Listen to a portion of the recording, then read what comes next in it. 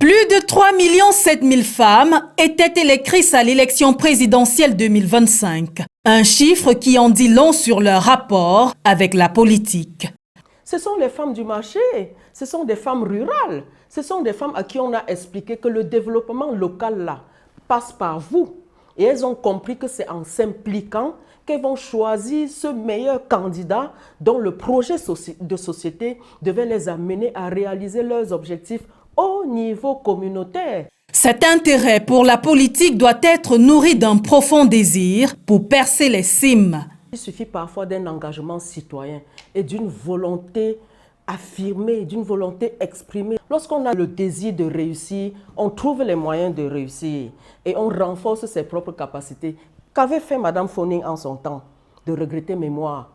Elle n'avait pas fait des grandes études, mais elle avait une conscience politique suffisamment éveillée pour se mettre en avant. Elle était partie de l'OF au RDPC.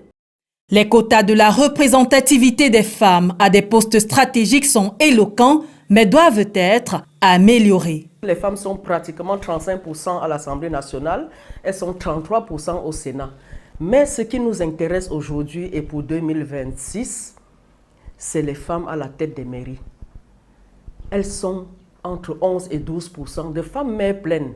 Les femmes suppléantes, on en trouve. Et c'est pour ça que je dis que le décret d'application de la loi électorale devient un impératif, une urgence avant les législatives et municipales de 2026, afin que cet engagement national du président de la République ait tout son sens.